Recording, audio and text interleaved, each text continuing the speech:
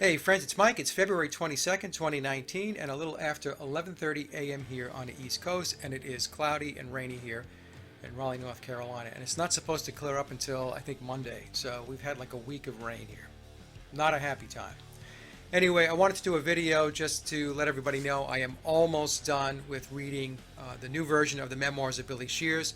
This is the new version with the blue cover. You can see I have it tabbed to death, and that's because I have to read it and take notes.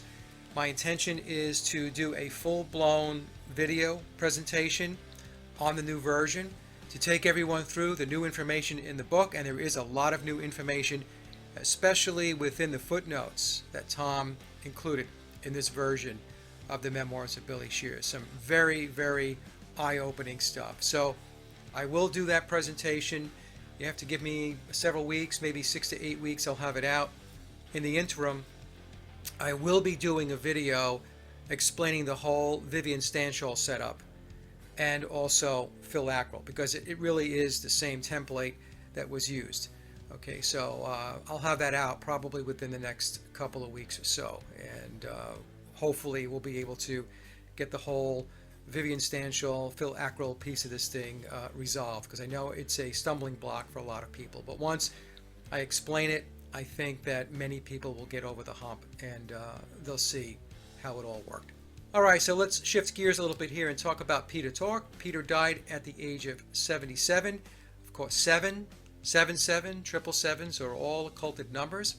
And if you want to learn more about these numbers, I would suggest going to a website, www.awas.com or iwas.com. iwas was the entity or the being that Crowley interacted with, channeled with, in order to create the Book of the Law. Okay, and so triple sevens is known as the lightning flash of creation. It's all based in the Kabbalah. Okay, so you can see that the occulted aspects of our reality, especially as it pertains to the music and entertainment industry, is always there. It's front and center. All right, so I'll leave a link down to that website. You can peruse it and take a look, and and decide for yourself what's going on and whether numerology and gematria means anything. I think it does. I think it means a lot. Also, with the Peter Tork news, I went and took a look at the Monkees. You know, I was a big fan of the show back in the 1960s. In fact, I loved it. And I just want to read a couple of things here off of Wikipedia with regard to the members of the Monkees. So Mickey Dolenz was the son of screen actor George Dolenz. Davey Jones was an Englishman. He was a former jockey who had achieved some initial success in the musical stage, appearing with the cast of Oliver. Interesting enough, he was also on the Ed Sullivan Show the night of the Beatles' live American debut. That's very interesting. Michael Nesmith, his mother, of course, invented liquid paper, the correction fluid that we used to use on typewriters. And here's an interesting tidbit with Peter Tork. Peter was recommended to the creators of the Monkees, Bob Rafelson and Bert Schneider, by friend Stephen Stills. Tork was a skilled multi-instrumentalist who had performed at various Greenwich Village folk clubs before moving west, where he worked as a busboy. So the interesting piece of this is Stephen Stills, who was in the club, and he was connected into Peter Tork. All right, so one of the things that I also looked at while I was checking in with the Monkees is that the show premiered on September 12th, 1966, which is the day after the death of biological Paul McCartney on September 11th, 1966. So what we're seeing here, I think, is another clue for us that the Beatles and all of these other bands were fabricated. They are creations of Tavistock. So Bio-Paul dies on September 11th, 1966, and the very next day, boom, another band is created, the Monkees, for public consumption. So again, for some people, this is a stretch, right? Oh, it's just coincidence that the Monkees debuted on September 12, 1966. But, how many times are you going to say something's a coincidence?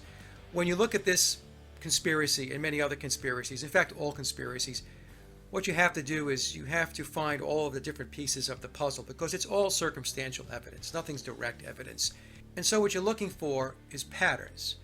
some information here, some information there. Even though it looks like it's disconnected and disjointed, when you bring it all together, it brings a circumstantial case together. And that's what we're working with here, right? So all this stuff is, like I said, interconnected, and nothing is by chance. The media, entertainment, Hollywood, the music industry, and all that stuff, it is used plain and simple for social engineering and for mind control. And so these are creations that are put forth to the general public in order to get that social engineering and mind control to put it in play. All right. Okay, so let me see what else. I think I have one more thing here. Yes, I'm going to leave you with a clip where Davey Jones is being interviewed, and during that interview he tells the interviewer that the Beatles were fabricated. Okay, so take a listen to that. Again, I will have a full-blown presentation out probably within 6 to 8 weeks, and in the interim I will do a video presentation on Vivian Stanshall and Phil Ackrell. Okay? All right, you guys and gals, have a great day, and we'll talk soon. And as I was leaving the pub a couple of days ago, I walked out and with a friend, and Penny Lane, there is a barber, and I went, whoa. I said, I can't leave, I've got to stand here. And I stood outside the building and listened to Penny Lane, because the first time I ever heard it, I played it 5,000 times, because it was just so nice. You know, it was different than everything, and it was like a teenage. You see, the Beatles, don't get this wrong. The Beatles were the first manufactured group, not the Monkees. It was the Beatles. Brian Epstein dumped Pete Best. I played with Pete a couple of months ago. They dumped Pete. They brought in Ringo. I don't know whether the dissension between John and Pete or whatever it was. There was something going on. Anyway, I didn't know anything about any of that.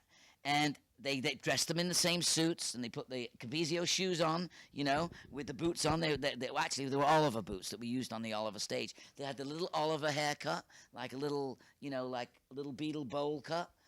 And they presented them all the same way. Paul was playing this way. John was playing this way. Ringo was doing his thing, throwing his hair around. And George was an amazing musician, totally underrated. Totally, I have a tape of them together. Ringo couldn't be at this meeting, and so George and John and Paul are talking, and they're saying to, you know, I think John or Paul said, you know, well, you know, we're the ones who write the songs, you know. And George said, well, you know, I have been enjoyed.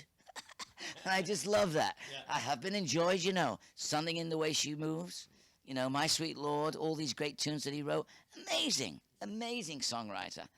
You know, in a different vein than those boys were. My most disappointing thing about the Beatles over the last couple of years is when Paul decided he wanted to change a song title that he had written with John to McCartney and Lennon. It's sort of like, you know, Hammerstein and Rogers, you know. I mean, it sort of like diluted a little bit for me there. Something. But then, you know, you can't really, you know, in a world of no's, they got a lot of yeses, and they're still getting them. So that's not a negative side. It's just an opinion, something that I felt about. You know, it's sort of like it affected me deeply when John Lennon was shot. You know, it affected me very deeply. Same as when my father died. It affected me very deeply. My father died in '68. You know, it changed my life. My mum died in 1960. I was 14 years old. I figured, you know, my sisters was getting married and they were moving away. The first thing I did was scrap the woodwork and the metalwork. I went to the cookery class with the girls. Hello. And I learned to cook. I learned to you know, to be able to look after myself. My dad worked all day. You know, as I say, it's not been an easy life, but it isn't for anybody. And I've been able to take advantage and take, you know, benefits that other people will never be able to take.